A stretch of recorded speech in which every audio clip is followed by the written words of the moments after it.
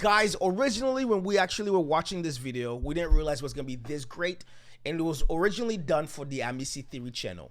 And since when we watch it, we're like, this needs to be seen by a lot more people. And since we have over 200,000 of you guys that love this channel and appreciate the stuff that we do, we figured that we are not the only ones that have had this experience. So enjoy this video. It all started in the deep dark woods of Wilmington, North Carolina.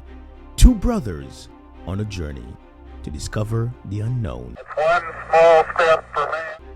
Whether from the skies above or from the seas below, we are here to discover the things they don't want us to see. We are the AAMICY brothers. Welcome back to another episode of the AAMICY Theory podcast. Sac passé. What's going on, guys? My name's Al. And I'm Alex. Welcome to AAMICY Theory. Guys, listen, if you're not part of the AAMICY gang, click on that subscribe button if you want to join us in the post squad. Oh, God.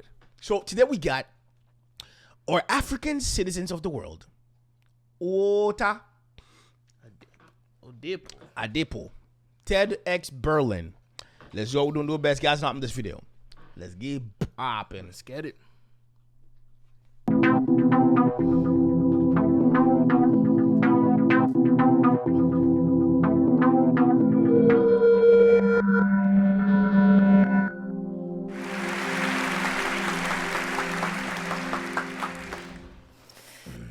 We have all been made We're not doing that today, sir. aware of our identity and our differences, which I believe can be good, as it reminds us of our individuality. We were born alone. We will die alone. And there is no reason we should live our lives under terms outside of our own. But when differences in nationality are used to determine which people have more of a right to see the world, a systemic abuse of moral authority occurs. Talk to me. As an African, I believe an injustice occurs on two fronts towards Africans. The first, when the world imposes strict travel restrictions on us. The second, and perhaps more disturbing, when Africans impose similarly strict travel restrictions on other Africans. This injustice, the latter more so than the former, challenges the idea of freedom or lack thereof. A conflict I realized at age 10 was not uniquely my struggle. I cannot speak for all Africans, but I believe many of us associate feelings of frustration and even desperation with travel and immigration. Let me take you back to 1997. I'm 10 years old. It is a late August afternoon at Gatwick Airport. I bump into my two best friends who, like myself, are connecting through London to Lagos. Our parents have left us to huddle together, and we are excited to demand adjacent seats on the plane. There is a familiar Nigerian energy as we approach the aircraft, which makes the menacing thought of going back to elementary school much easier to bear. As we approach the aircraft, I glance behind me and lock eyes with a 30-something-year-old Nigerian man. He smiles at me and I smile back. But before the air hostess has a chance to direct me to my seat, the air is suddenly interrupted with screams from behind. "Blood of Jesus," a woman cries. My friend's mother quickly pulls my friends and I to the side. And as I look up, I see the same Nigerian man I locked eyes with being escorted from the aircraft with a curtain of blood descending from a gash on his forehead. His casual smile remains, and as he wipes the crimson cascade from his face in the same way an athlete dismisses sweat from skin, I see the tiny blade he holds delicately between his fingers. That this man felt compelled to inflict bodily harm on himself as a way of avoiding being brought back to Africa is unfortunately commonplace with migrants who fear deportation. It sounds unbelievable, but it is true. Jeez. I have another story for you, and in this one, I'm the main character. The year is 2014. I fly into Entebbe Airport in Uganda. I'm flying because it's my friend Grace's birthday, and she's turning 30. It's going to be great. The first time I visited Uganda, I was escorted through immigration by Grace's family security. But this time, I go at it alone, no guided service. I'm asked to stand in a queue that I believe is quite long. To my right are a series of much shorter queues, all of which were moving quite quickly. That's strange, I thought. I didn't realize visas on arrival were segmented. At the front of my queue sit two uniformed immigration officers, one male, one female. When I get to the front, I hand the female official the form I'd completed, which she takes from me, looks at quickly before glancing up at my face. "You are Grace Chuma's friend?" "Yes." "How do you know Grace Chuma?" "We went to school together." "And you will stay in Grace Chuma's house?" "Yes." "What else are you doing in Uganda?" Jesus, bro. That's Well, after Grace's birthday, I will go back to London, where I live. May I just ask, I see that in that other queue, which is moving quite quickly, people don't have to fill out a form. Can you please tell me why I have to fill out a form? This time, the male official responds. "What kind of question is that?" And she echoes, "Silly woman, who are you to question us? Just take your things and go." I smile, but I can't help but feel hurt. More hurt than I felt by the European immigration officers who take an extra 10 minutes to look at every single stamp in my passport, including during this trip to Berlin. More hurt than I felt by the Singaporean official who took me into a secluded room and proceeded to interrogate me harshly for 15 minutes with 3 military officials before locking me in that room for another 15 minutes without an explanation. This sting felt particularly unique, as it came from people who looked just like me. Both examples, the man in 1997 and me with the Ugandan officials, illustrate a sense of displacement, which I believe is the result of African countries not being sufficiently accommodating of Africans. I've lived on 3 continents. I've visited over 50 countries. And I have seen how the treatment of certain passports gives agency to a politically correct form of discrimination. So how did we get here? How did we get to the point where a majority of immigration officers across continents, including Africa, feel that it's okay to treat people from my continent like second-class citizens of the world?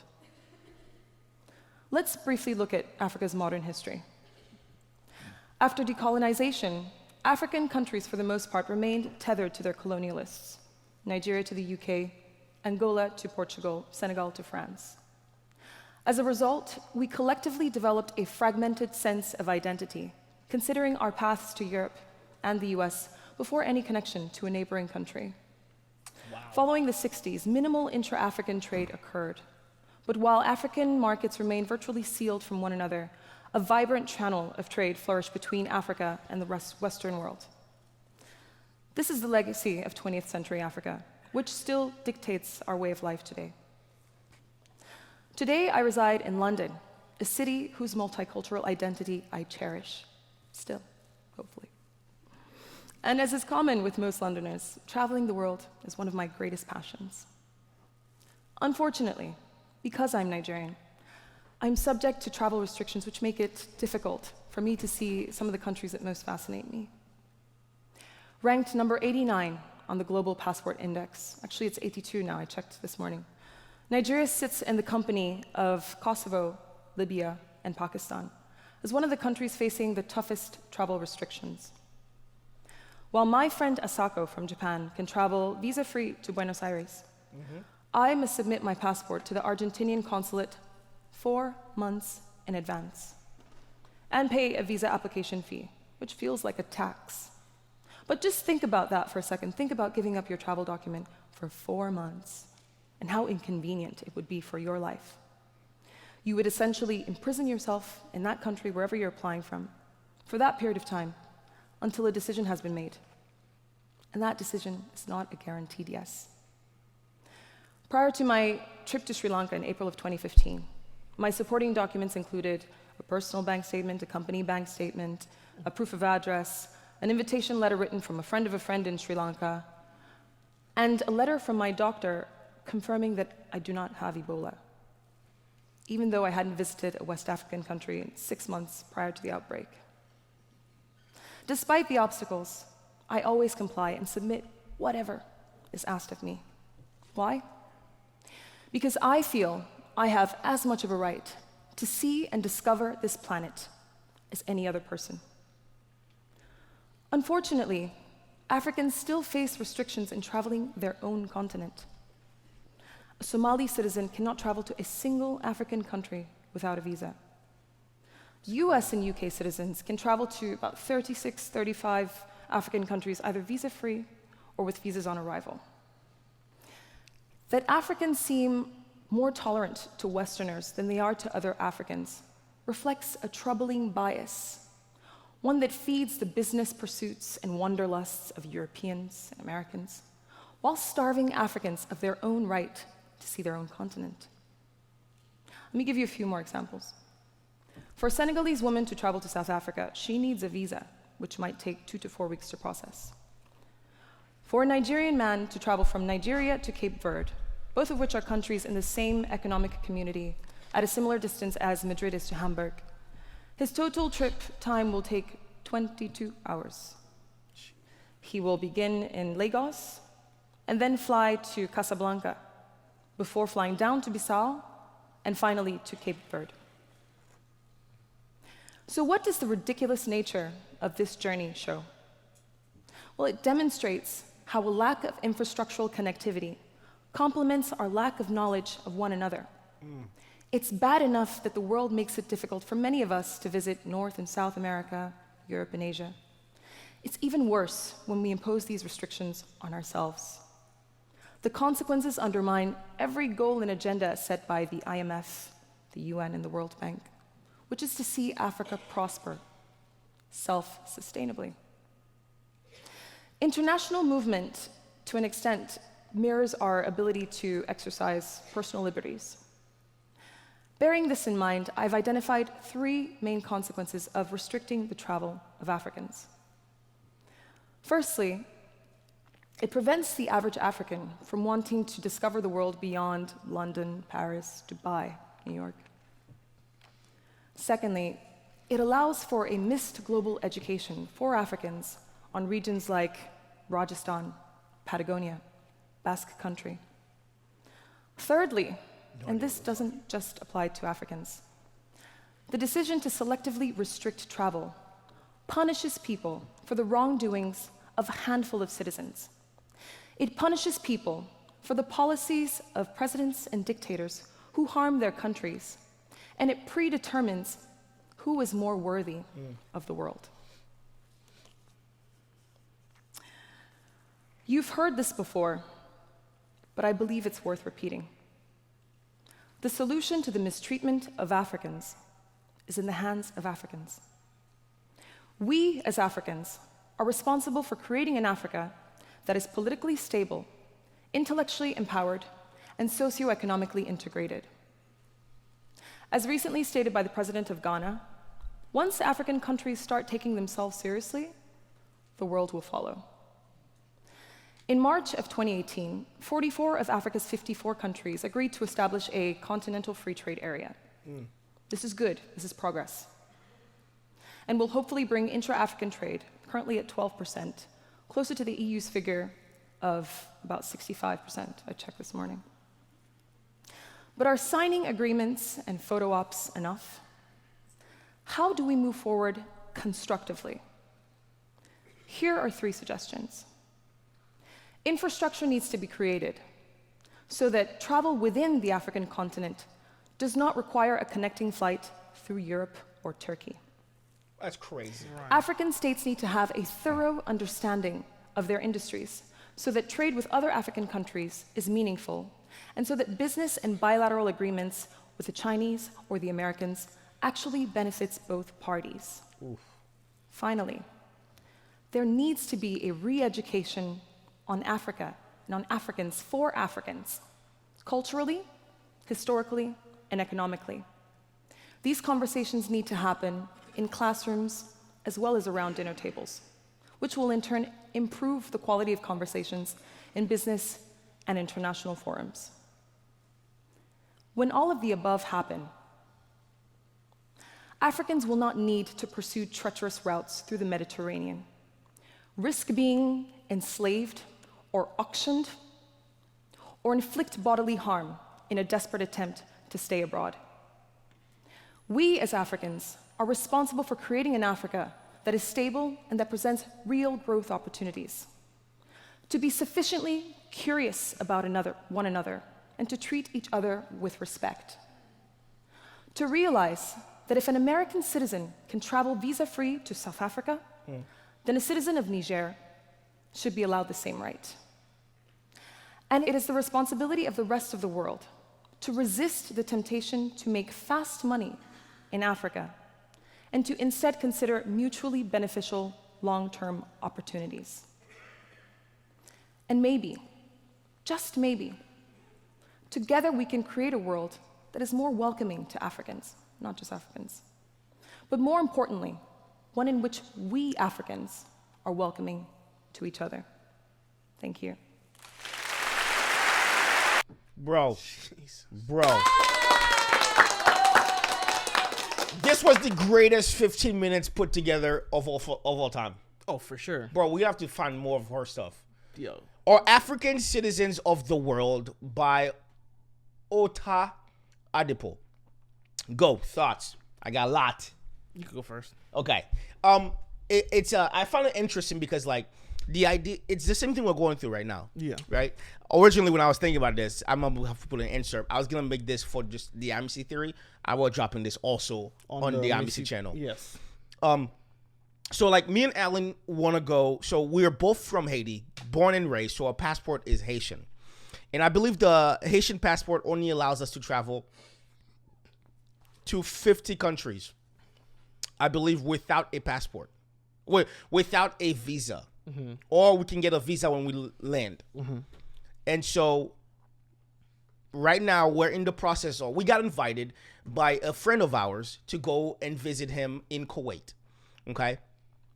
And in order for us to go to Kuwait, we have to submit our so reverse. Yes. We had to renew our passports. So we had to send it to the embassy. We sent it to the embassy today is currently January of 2023. We sent our passports back in April of 2022. We still haven't received our passports. It's January of 2023. We also had to apply for a travel permit from the United States, which we sent in May of 2022. We still haven't received our travel permit. The travel permit allows us to leave the country for 90 days at a time. And that way, when we come back into the country, they'll allow us to return. And so with that, when our passports come, we then have to send our passports to the embassy of Kuwait, send them our birth certificates, send them a bank statement that shows that we have enough money to be able to afford the trip to Kuwait. And then we have to apply for a visa from Kuwait. And I'm pretty sure that my buddy's mom has to go to the embassy and tell them where we're coming. Even though we're coming from the United States and we live in the United States. Yeah. That is what we have to do for every single country that we want to go visit and go on vacation to. Just because we were born in Haiti. A person that is homeless in the United States, okay? Homeless in the United States. As long as they have an address, which they can literally get a postal code. As long as the homeless person on the streets begging for money has an address, they can get a visa or a passport. And go right there. And then they can literally, when they have enough money, just wake up one day and go, I'm going to go to this country, and then get on a plane and go. But us, who work full-time, nursing school, content creators, because we're born in Haiti and we have a Haitian passport, we have to apply for a travel permit. We have to renew a passport. We have to talk to the embassy here in the United States and make sure that they have access to all of our information in our bank records so that we can make sure that we're not trying to go live in Kuwait. Even though we can tell them and show them that we live in the United States and have been in the United States since 2009, 2010. We're currently in the year of 2023. That video we just watched resonates so much with me. And it kind of goes back to also when we go to Haiti, the line for after we get there, we have to fill out this stuff. Then we have to go to the freaking customs or the gate, right? And the line is so long.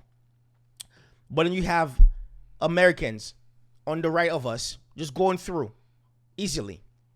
And I'm like, why is our line so long? But then we're it's home. There. Yeah. But then we have to, the line over there, you got the green cards and the Americans and the foreigners just going straight through. But we are in a line that's literally almost going out the door. When we return back into the United States, the line that we have to go through is so freaking long. The U.S. ones, the U.S. and the green card holders, but all of us are just sitting in line, waiting. Even though we live here, this is the process we have to go through. I love the fact that she wasted no time on everything she was saying. Every information she was giving you was just perfectly calibrated to where it made sense for the average dumb person. I loved it. Yeah. Go. And I love the fact that she gave you two different stories about, like, the first one being the man that didn't want to go back. Yeah. Even though, like, they were trying to bring him back. The immigrant experience for a lot of people. Yeah, immigrant experience for everybody. Because we were in that process of, like, where we had to wait for the United States to be like, I don't know, we might let you guys stay a little longer. It's every year. Every single year, with our status in the United States, we have to apply for we have to renew our status in the United States, and they will literally let you know 4 months, sometimes 1 month ahead before you have to leave the country. They'll go, we'll extend you guys for another 180 days, and we're like, oh, okay. Especially while we're in school, guys. While we're in school, so it's a lot of freaking annoyance. Like having to be like, hey, I don't know, like yesterday, what was it? 2 weeks ago, I got a message from my school. Will your TPS be renewing? I told him, I was like, I don't know. We're waiting for the government. Yeah. Finally, the government let us extend it to what?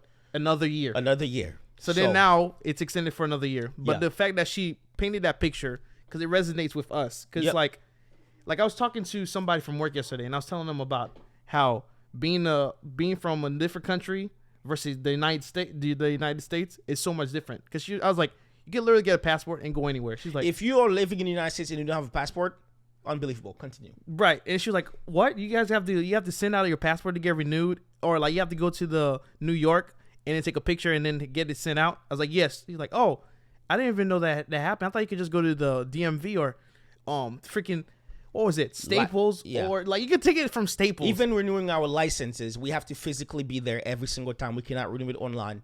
We have to physically go to the DMV that's in North Carolina to renew our licenses. We can't even. Everybody else is like, why don't you just do it online? Don't you think I would have done that if it was that easy? You think it's my first day renewing license? Continue. Right. But it's like the fact that the way she painted this, the speech was like phenomenal, and it all resonated with us because like she literally gave everything that we go through. Yeah. On a yearly basis. Yep. And even like to the point where she broke it down about like African countries. Yeah. Same thing with Haiti. How Haiti. We'll look at the line. Yeah. Like the same story she just told you. We experience it every time. Every time we have to leave the country or enter the country, it's the same situation. Only reason that is because the developed nations punish everybody else. Mm-hmm. The bullies. It's just the bullies of the world. It is what it is. Guys, this was a phenomenal one. Thank you so much for vibing and watching this. If you're had similar experiences, we'd love to read them in the comments. But at all times, don't cheat yourself. Love thyself. And keep it Amicy. Peace. I